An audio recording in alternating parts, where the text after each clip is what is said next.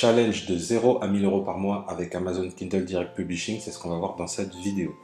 Alors aujourd'hui c'est une vidéo spéciale parce que c'est un challenge qui va être fait en plusieurs vidéos et en fait je vais vraiment te montrer l'envers du décor, comment repartir de zéro dans un nouveau business que je ne maîtrise pas du tout parce que Amazon Kindle Direct Publishing je maîtrise vraiment pas et je vais te montrer vraiment étape par étape comment toi tu vas pouvoir également te mettre dessus et tu vas te rendre compte que c'est vraiment très intéressant. Je vais pas te spoiler, tu verras à la fin de la vidéo pourquoi je dis que c'est intéressant, tu vas voir mes résultats et vraiment ça vaut le coup. Et cette vidéo elle va être en, je sais pas, peut-être en 2, 3, 4, 5, 6 vidéos. Donc n'hésite pas à t'abonner à la chaîne YouTube pour vraiment recevoir toutes les prochaines vidéos du challenge. Également, si tu souhaites gagner de l'argent en ligne, je t'invite à ma conférence en ligne totalement gratuite où je t'explique comment passer de 0 à 3000 euros par mois avec un blog en un an. Donc c'est une conférence totalement gratuite où je t'explique vraiment étape par étape comment monter ton business en ligne. Donc tu as le lien dans la description, tu rentres ton prénom et ton adresse email et tu accèdes directement à la conférence en ligne. Alors cette vidéo elle va se composer en 5 parties. Dans un premier temps, je vais t'expliquer pourquoi Amazon KDP c'est super intéressant. En deux, je vais t'expliquer moi la stratégie que je mets en place et que je te conseille de mettre toi également en place. En trois, je vais te montrer comment tu vas pouvoir trouver une niche rentable sur Amazon. En 4, je vais te montrer comment tu vas mettre en ligne un e-book ou un carnet et comment tu vas pouvoir le référencer parce que c'est vraiment là que ça va se jouer. Il faut, en plus de le mettre en ligne, il faut essayer de le référencer dans les moteurs de recherche de Amazon. Et en 5, pour les plus curieux, ceux qui restent jusqu'à la fin, je vais te montrer mes statistiques après un mois de Amazon KDP. Donc tu vas voir à la fin mes résultats. J'ai commencé il y a juste le mois dernier et directement j'ai commencé à toucher une somme intéressante.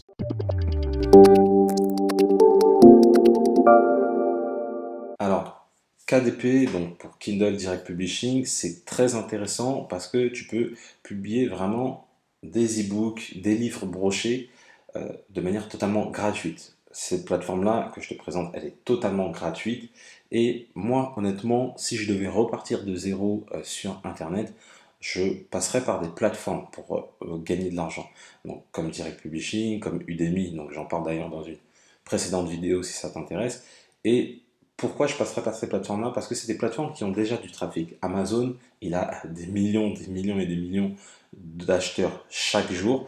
Et donc, ça, c'est déjà du trafic qui est là. Tu n'as pas besoin de constituer une audience. Et en plus de ça, c'est totalement gratuit. Je sais pas pour toi, mais en l'espace d'un clic, tu peux devenir un auteur. En fait, vraiment. Et ce n'est pas que des e-books, comme tu peux le voir ici. C'est également des livres brochés. Ça veut dire que dès qu'il y a une commande qui est passée, Amazon va envoyer au client un livre papier. Et donc, toi, tu n'as rien à faire si ce n'est mettre tes e-books en ligne. Et c'est ça que j'aime, moi, c'est ce côté un peu passif. Je fais un travail une fois qui va payer pendant plusieurs mois, voire plusieurs années. Et là, c'est vraiment ça. Parce que Kindle Direct Publishing, plus tu vas publier, plus tu vas gagner. C'est vraiment mécanique. Et donc, c'est pour ça que vraiment, c'est très intéressant. Alors, au niveau stratégie, il y a deux types de stratégies qui se mêlent. En ce moment, on parle beaucoup du low content. D'ailleurs, j'ai invité la chaîne Low Content France sur ma chaîne pour en parler. Donc, tu as le petit qui va s'afficher là si ça t'intéresse. Et tu as la création d'e-book. Moi, ce que je conseille de faire, c'est vraiment de faire les deux. Alors, déjà, je vais t'expliquer déjà ce que c'est le low content. Par exemple, je vais taper carnet CrossFit pour que tu te rendes compte à peu près ce que c'est. En fait, tout ce qui est low content, c'est du contenu pauvre, entre guillemets, et c'est souvent des carnets d'activités où il y a une page en fait que tu vas reproduire plusieurs fois. En fait, ça se crée vraiment très rapidement et c'est une page, par exemple, une page d'activité qui va être dupliquée en par exemple 80 pages. Donc là, comme tu peux voir, tu vois, c'est des carnets d'entraînement pour suivre tes entraînements. Donc tu en as pour tout, hein, tu as carnet CrossFit, tu as carnet de pêche, tu as carnet running, enfin tu as vraiment tout. Et de l'autre côté, tu as tout ce qui est e-book. Donc ça peut être par exemple, je vais taper par exemple revenu passif. Je vais mettre e-book revenu passif, je pense qu'il y en aura pas mal. Et en fait là, c'est vraiment des e-books où tu vas rédiger du contenu de manière classique. Et ça va demander plus de temps, plus de travail, mais je trouve que il y a un apport de valeur qui est plus intéressant. Donc moi, ce que je conseille de faire, c'est que moi, par exemple, je vais faire plus d'e-book que de low content, mais je vais quand même faire du low content parce que le low content, ça se fait assez rapidement. Mais je vais pas faire que du low content parce que le low content sur Amazon, tu as l'outil pour prévisualiser les e-books et les carnets. Et donc, tu peux être très vite copié. Tout le monde peut en faire et du coup, peu font de l'e-book parce qu'il faut rédiger. Mais moi, je me concentre vraiment sur l'e-book parce que pour moi, c'est ce qu'il y a de plus qualitatif sur le long terme. Et en plus de ça, ton e-book, j'en ai pas parlé, mais ton e-book, tu peux le mettre ailleurs, en ligne en fait. Hein. Tu peux le mettre sur un TPE, tu peux le mettre sur le site de la FNAC, etc., etc. Donc ça, c'est aussi bien pour augmenter tes revenus. Attention, hein, quand je dis de l'e-book, on ne demande pas de faire 100 000 mots, on n'est pas des écrivains, c'est vraiment des e-books c'est un e-book qui va répondre à une problématique particulière. Donc tu peux le faire en à peu près, je vais dire, à peu près 10 000 mots. Donc 10 000 mots, c'est l'équivalent à peu près de 5 articles. Donc en 5 articles, tu peux publier un e-book sur Amazon. Donc moi, pour valider une niche, pour trouver une niche, voir la concurrence de la niche, je vais regarder au niveau des résultats. Plus il y a de résultats, plus c'est concurrentiel. À côté, je vais également regarder tout ce qui est commentaires. Plus il y a de commentaires, plus ça veut dire qu'il y a des clients qui sont intéressés par cette niche-là. Donc c'est tout ça que je vais regarder. Par exemple, pour que tu comprennes un peu l'exemple, je vais taper livre chien. Et là, tu vas voir qu'il y a énormément de résultats. Voilà, tu as 100 000 résultats. Donc, si demain, tu essayes de te positionner sur livre chien, tu sais que ça va être très complexe. Par contre, je vais te montrer comment tu vas pouvoir faire en sorte qu'il y ait moins de concurrence en nichant tes e-books. N'essaye pas de parler d'un sujet très large. Par exemple, si tu veux parler d'immobilier, ne parle pas juste d'immobilier, mais parle par exemple de sous-location ou de colocation. Vraiment nicher ton contenu, ça permet de mieux te positionner dans les moteurs de recherche d'Amazon et en plus de ça, de pouvoir intéresser plus de monde parce que plus ton contenu il est niché, plus ça va intéresser des personnes. Donc tu vois que là, livre chien, il y a énormément de concurrence. Par contre, je vais taper le nom d'un chien. Donc là, on n'est plus niché. Donc l'un des chiens préférés des Français, c'est le berger australien. Donc là, je vais taper livre berger australien. Et là, tu vois que tu n'as plus que 1000 résultats de recherche.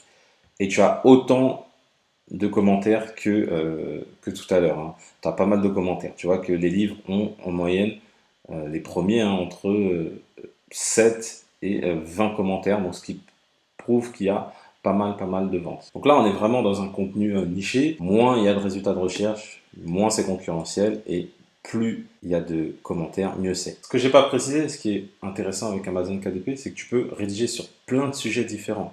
Dès que tu maîtrises un sujet, quand je dis maîtriser, c'est pas être un super expert, mais avoir au moins plus d'un an d'expérience dans un domaine ou être passionné ou ce genre de choses, eh ben, tu peux rédiger sur tout et n'importe quoi. Parce que sur Amazon, tu peux parler de tout. Alors que quand tu as un site internet, par exemple, qui est dédié au régime, eh ben, tu ne peux pas parler de jardinage, alors que peut-être le jardinage aussi t'intéresse.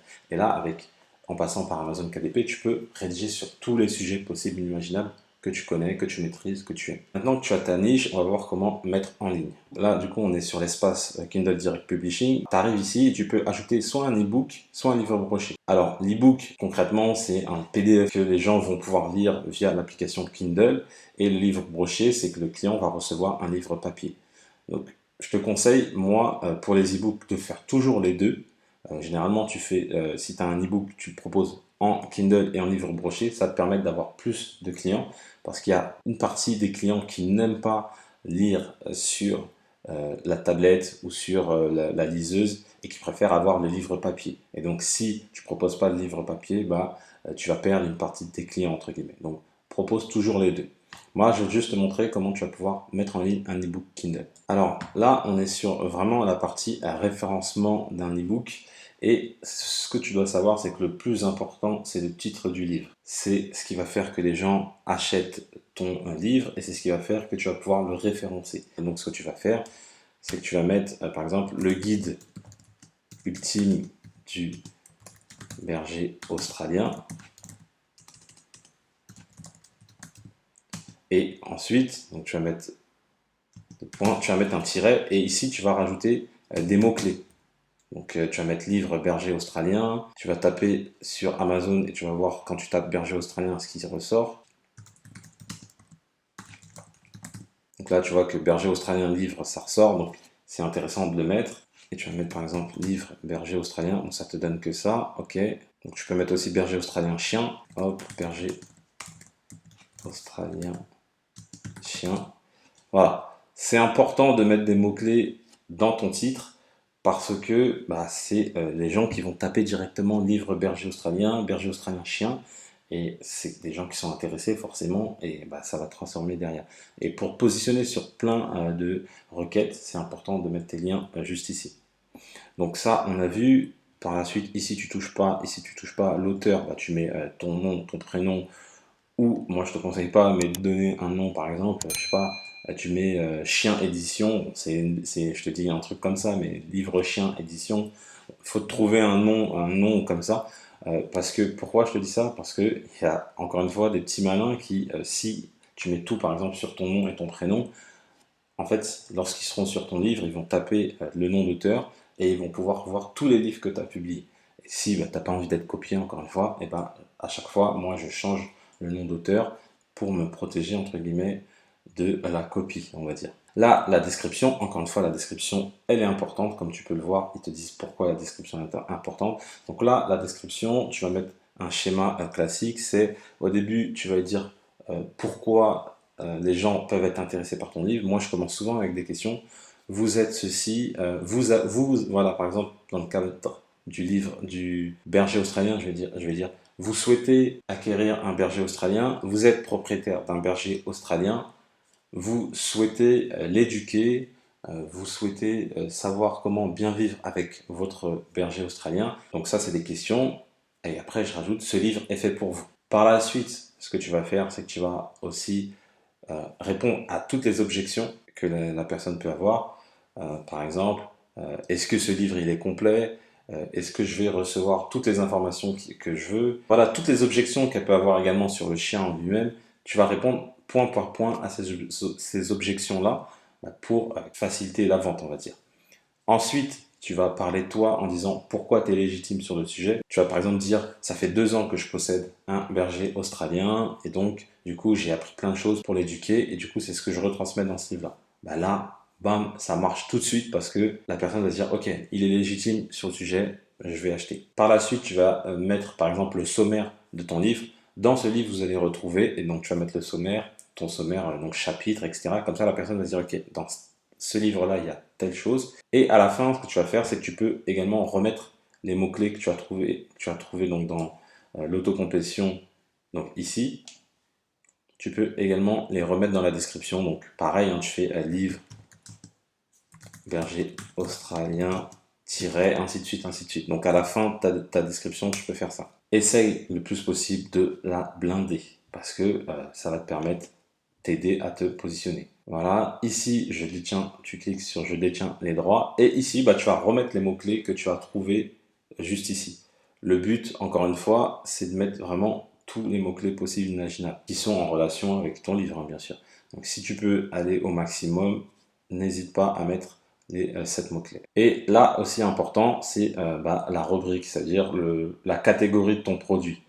Donc très généralement, c'est souvent dans non-fiction qu'il faut aller. Donc tu vas dans non-fiction et après tu vas sélectionner ta catégorie. Ici, après par la suite, tu as tout ce qui est contenu de l'ebook. C'est là où tu vas mettre donc, ton ebook. Donc un ebook, généralement, c'est un fichier docx, donc un fichier Word classique. Moi, je te conseille de le faire sur Google Docs.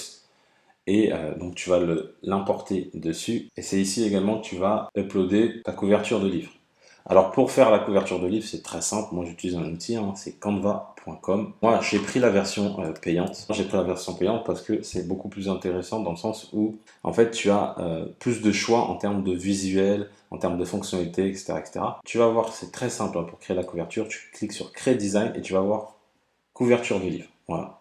Et ça te la met directement au format. Donc là, tu as une couverture blanche pour l'instant, mais tu vois qu'ici, tu as plein de modèles. Voilà, tu as plein de modèles qui sont faits par secteur d'activité, on va dire. Tu vois, tu as des livres photos, carnet de notes, livres vintage, des livres pour enfants. Donc si tu fais un livre pour enfants, livre d'art, livre cuisine.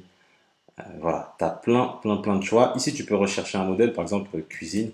Tu recherches un truc sur la cuisine, bah, ça va te mettre des modèles, tu vois. Voilà. C'est des modèles où tu peux partir de là et après directement modifier. Voilà. Tu vois, c'est très simple. Là, c'est une couverture qui est très propre et tu as juste après, par la suite, à tout modifier. Voilà, si tu veux modifier, tu peux modifier le texte. Voilà, c'est très simple. Tu peux vraiment, en l'espace de même pas 2 minutes, te faire une couverture de livre. Donc, si tu es intéressé par Canva, je te mets le lien dans la description de la vidéo. Et franchement, dès que tu pourras, passe sur la version payante parce que selon moi, la version payante, elle est beaucoup plus intéressante. Donc là, moi, tout est débloqué parce que j'ai la version payante. Mais si tu avais la version gratuite, certains designs qui seraient là, en fait, tu aurais un petit icône ici qui dirait bah, que tu ne peux pas l'utiliser. Donc ça, c'est un peu frustrant parce que des fois, lorsque tu as trouvé la bonne vignette, le bon élément, etc., et que bah, tu ne peux pas derrière la prendre parce que c'est payant, c'est un peu chiant. Donc ici, tu peux vraiment tout faire, hein. Tu peux ajouter des éléments. Donc là, tu as plein d'éléments. Par exemple, j'ai tapé cuisine. Bah, tu peux ajouter un chef, comme ça. Enfin voilà, tu as plein de choses. Ça te facilite la vie. Tu veux ajouter du texte, tu peux. Voilà, tu as différents types de textes. Des arrière-plans également. Voilà, tu peux ajouter des arrière-plans donc qui se rajouteraient en dessous le design de ta couverture. Donc tu vois que tu as plein de choix. Tu peux faire beaucoup de choses intéressantes. Bon, maintenant, pour les petits curieux, je vais te montrer bah, combien j'ai gagné. Et comme ça, tu vas te rendre compte bah, de combien tu peux gagner très rapidement avec Kindle Direct Publishing. Donc là, c'est le nombre d'exemplaires commandés. Donc là, tu vois pas, t'en vois pas beaucoup parce que ici, j'ai fait une stratégie pour faire la promotion de mes e-books, mais je t'en parlerai dans la prochaine vidéo, ça justement parce que ça, c'est une stratégie très puissante pour lancer un e-book et pour le faire connaître. Donc je vais enlever ici les exemplaires commandés gratuits. Et voilà le nombre de ventes que j'ai fait, le nombre d'e-books que je fais. Donc tu vois que je vends des e-books et des livres brochés quasiment tous les jours. Sauf là le 28, mais depuis le 11, j'en vends quasiment tous les jours.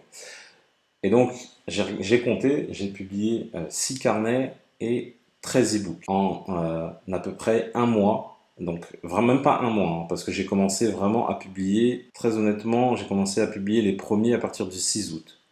Voilà, là j'en avais déjà quelques-uns qui étaient, mais vraiment à partir du 6 août, c'est là que j'ai publié le gros de mes e-books et de mes carnets. Et après j'ai continué vraiment pendant le mois. Et donc là, quand c'est en jaune, c'est que c'est des e-books, et quand c'est en gris, c'est des livres brochés. Comme quoi, si j'avais pas les livres brochés, bah là j'aurais pas fait de vente ce jour-là, là j'aurais pas fait également. Tu vois, très souvent j'ai les livres brochés. Donc là, par exemple, aujourd'hui j'ai un livre broché. Donc il faut pas s'enlever les livres brochés, il faut vraiment les mettre en ligne. Pareil, dans la prochaine vidéo, je t'expliquerai comment mettre en ligne un livre broché parce qu'il y a une stratégie qui est assez différente. Et donc, en argent, très concrètement, combien ça fait? C'est à peu près donc 131 euros. Là, ici, j'ai fait une vente, donc c'est Amazon Japon. Bien évidemment, c'est pas 200 euros, hein, c'est 200 yens, donc ça fait l'équivalent d'1,50 €, 1,60 €. Donc voilà, à peu près, on va dire que je suis aux alentours de 132, 133 euros.